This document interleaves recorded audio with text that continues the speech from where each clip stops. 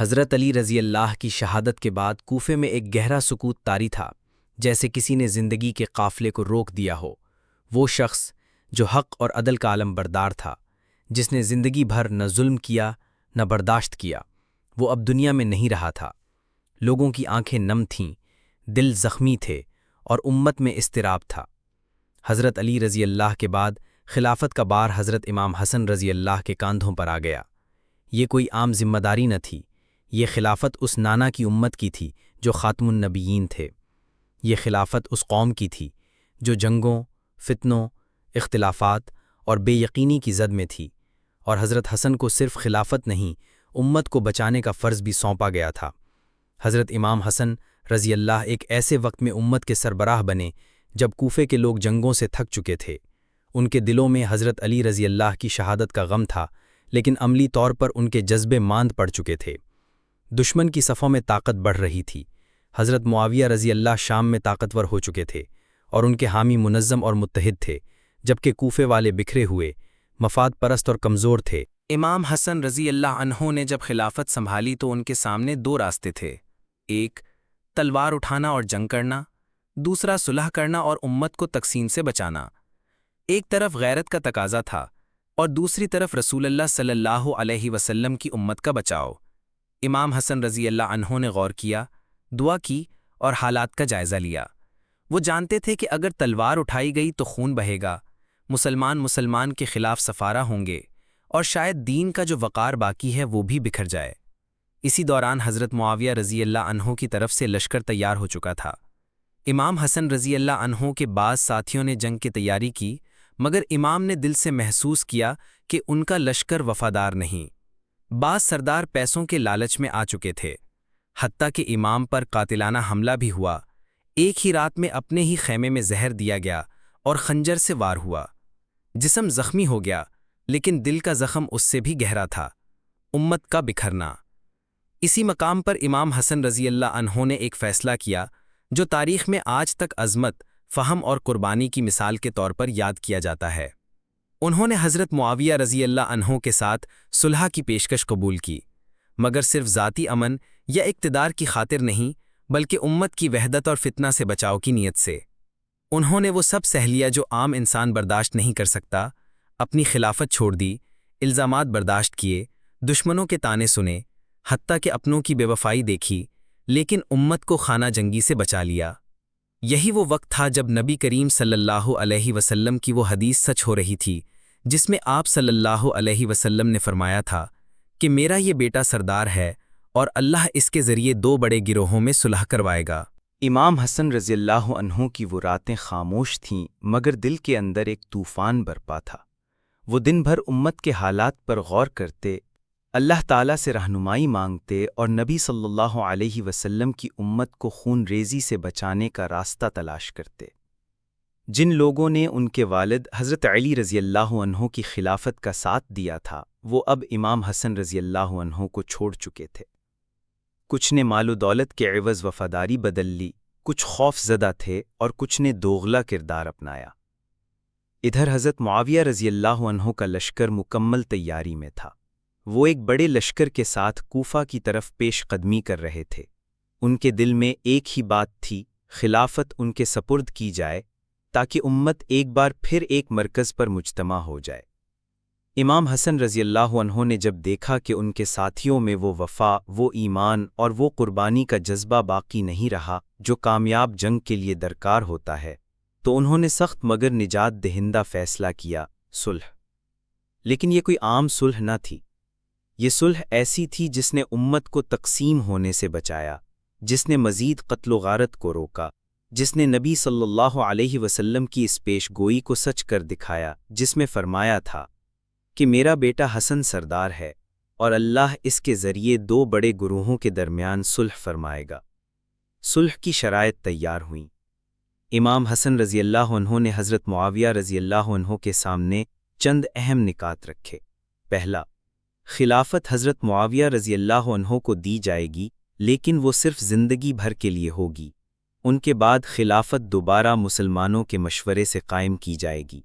دوسرا، اسلامی شریعت پر عمل درآمد کیا جائے گا اور کسی بدعت کو فروغ نہیں دیا جائے گا۔ تیسرا، حضرت علی اور ان کے اہل بیت رضی اللہ عنہ کو برا بھلا کہنے کا سلسلہ ختم کیا جائے گا۔ امام حسن رضی اللہ اور ان کے اہل بیت رضی اللہ کی جان و مال اور عزت کو مکمل تحفظ دیا جائے گا۔ امام حسن کے وفادار ساتھیوں کو امن دیا جائے گا۔ خزانے میں موجود مال و دولت میں سے امام حسن رضی اللہ کا حصہ ادا کیا جائے گا۔ یہ شرائط اگرچہ بظاہر سیاسی تھیں، مگر ان میں امت کے مفاد، دین کی حفاظت اور اہل بیت رضی اللہ کی عزت و سلامتی کا مکمل خیال رکھا گیا تھا۔ حضرت معاویہ رضی اللہ نے بظاہر ان شرائط کو قبول کیا اور یوں اسلامی دنیا کی دو بڑی جماعتیں جو ایک دوسرے کے مقابلے پر آ چکی تھیں، جنگ کی دہلیز سے پلٹ گئیں۔ لاکھوں جانیں بچ گئیں، امت کا اتحاد قائم رہا اور فتنہ ٹل گیا۔ لیکن دنیا کی نظر میں امام حسن کی یہ صلح ایک کمزوری سمجھی گئی۔ کچھ لوگوں نے ان پر تانے کسے، یہاں تک کہا کہ آپ نے تو خلافت کو بیچ دیا۔ امام حسن نے نہایت درد سے جواب دیا، میں نے امت محمد صلی اللہ علیہ وسلم کی حفاظت کے لیے صلح کی ہے۔ اگر میں چاہتا تو جنگ کرتا اور کوفہ کی گلیاں مسلمانوں کے خون سے بھر جاتیں، مگر میں نے نانا کی امت کو بچایا۔ یہ وہی امام حسن تھے جن کے نبی صلی اللہ علیہ وسلم کے کندھوں پر کھیلنے کی احادیث صحابہ رضی اللہ سنایا کرتے تھے۔ وہی امام حسن جن کے لیے نبی صلی اللہ علیہ وسلم نے فرمایا، یا اللہ میں ان سے محبت کرتا ہوں، تو بھی ان سے محبت کر۔ اور آج وہ نبی صلی اللہ علیہ وسلم کا نواسا، اپنے باپ علی رضی اللہ کا وارث اور اپنی ماں فاطمہ رضی اللہ کا لال، اپنے نانا کی امت کو بچانے کے لیے اپنی خلافت قربان کر رہا تھا۔ کوفہ کی فضائیں خاموش تھیں، لیکن دلوں میں تلاطم برپا تھا۔ ایک طرف وہ لوگ تھے جو حق کا مطلب صرف تلوار سمجھتے تھے، اور دوسری طرف وہ امام تھا جو جانتا تھا کہ کبھی کبھی صلح بھی جہاد سے بڑی قربانی ہوتی ہے۔ صلح کے بعد حضرت امام حسن رضی اللہ تعالی عنہ بظاہر تو کوفہ سے الگ ہو گئے، لیکن ان کے دل میں امت کا درد، دین کی سچائی اور نبی صلی اللہ علیہ وسلم کا پیغام زندہ رہا۔ وہ مدینہ واپس آ گئے، جہاں انہوں نے بقیہ زندگی خاموشی، سادگی اور عبادت میں گزاری، مگر ان کی یہ خاموشی صرف زبان کی تھی، دل کی نہیں۔ صلح کے بعد لوگ دو گروہوں میں بٹ چکے تھے۔ ایک گروہ وہ تھا جو امام حسن رضی اللہ تعالی عنہ کے صبر اور قربانی کو عظمت سمجھتا تھا، اور دوسرا وہ جو انہیں کمزور سمجھ کر تانے دیتا تھا۔ امام حسن رضی اللہ تعالی عنہ نے ان سب باتوں کو اللہ کی رضا کے لیے برداشت کیا۔ انہوں نے نہ کسی کو جواب دیا، نہ شکایت کی، کیونکہ ان کی نظر صرف اللہ اور اس کے رسول صلی اللہ علیہ وسلم پر تھی۔ مدینہ میں ان کے ساتھ جو سلوک ہوا وہ تاریخ کا سیاہ باب ہے۔ وہ جو رسول اللہ کے نواسے تھے، ان کے ساتھ ایسا برتاؤ کیا گیا جو دشمنوں کے ساتھ بھی نہ ہوتا۔ ان پر بار بار قاتلانہ حملے کیے گئے، زہر دی گئی، اور آخرکار وہ زہر ان کی رگوں میں پھیل گیا۔ کہا جاتا ہے کہ زہر اتنا شدید تھا کہ جب امام حسن رضی اللہ تعالی عنہ کو قے آئی تو ان کے جسم سے گوشت کے لوتھڑے نکلے۔ ان کے بھائی حضرت امام حسین رضی اللہ تعالی عنہ ان کے پاس بیٹھے تھے اور یہ منظر دیکھ کر رو پڑے۔ امام حسن رضی اللہ تعالی عنہ نے ان کا ہاتھ تھاما اور کہا، بھائی مت رو، ہم نے اپنے نانا کی امت کے لیے سب کچھ قربان کر دیا۔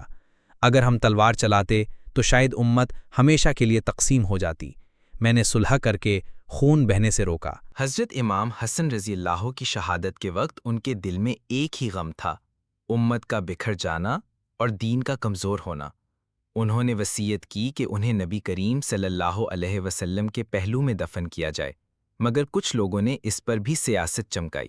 حضرت عائشہ رضی اللہ عنہا نے ابتدا میں اجازت دی، مگر بعد میں بعض بنو امیہ کے حامیوں کے کہنے پر اعتراض ہوا، یہاں تک کہ امام حسن کے جنازے پر تیروں کی بارش کی گئی۔ وہ جسم جو نبی کریم صلی اللہ علیہ وسلم کی گود میں کھیلا تھا، جس کے لیے نبی نے دعا کی تھی، اس پر تیروں سے حملہ کیا گیا، صرف اس لیے کہ وہ حق کی بات کرتا تھا، نبی کی سنت پر قائم تھا اور دنیا سے بے نیاز تھا۔ پھر انہیں جنت البقیع میں دفن کیا گیا، دل زخمی، جسم زخموں سے چور، مگر روح مطمئن، کیونکہ انہوں نے اپنا فرض ادا کر دیا تھا۔ حضرت امام حسن رضی اللہ کی زندگی ہمیں یہ سبق دیتی ہے کہ کبھی کبھی صلح تلوار سے بڑی طاقت رکھتی ہے اور خاموشی شور سے زیادہ گہری بات کہہ جاتی ہے۔ انہوں نے یہ دکھایا کہ قیادت صرف حکومت کا نام نہیں، بلکہ دلوں کو جوڑنے، امت کو بچانے اور نبی کی سنت پر قربانی دینے کا نام ہے۔ ان کی صلح وقتی طور پر شاید کچھ لوگوں کو کمزور لگے، مگر حقیقت میں وہ اسلام کی سب سے بڑی فتوحات میں سے ایک تھی، کیونکہ اگر وہ جنگ کرتے تو صحابہ کے بچے، تابعین اور لاکھوں مسلمان ایک دوسرے کے خلاف تلوار اٹھاتے اور اسلام ہمیشہ کے لیے ٹکڑوں میں بٹ جاتا۔ ان کی شہادت کے بعد امام حسین رضی اللہ عنہ نے ان کا مشن سنبھالا، لیکن وقت نے کروٹ بدلی اور یزید جیسا شخص خلافت پر قابض ہو گیا۔ امام حسن رضی اللہ کی صلح نے ایک وقت کے لیے امت کو بچا لیا، مگر بعد کے حالات نے پھر آزمائشوں کا دروازہ کھول دیا۔ لیکن اس سب کے باوجود حضرت امام حسن رضی اللہ کا نام آج بھی صلح کرنے والے سردار کے طور پر لیا جاتا ہے۔ ان کی عظمت، ان کی فہم، ان کی برداشت اور ان کی قربانی رہتی دنیا تک مثال بنی رہے گی۔ السلام علیکم، اگر آپ کو ویڈیو پسند آئی ہے تو ہمارے ویڈیو کو لائک کریں، شیئر کریں اور چینل کو سبسکرائب ضرور کریں۔ بیل آئیکن کو دبانا نہ بھولیں تاکہ مزید آنے والی ویڈیو آپ تک پہنچ سکے۔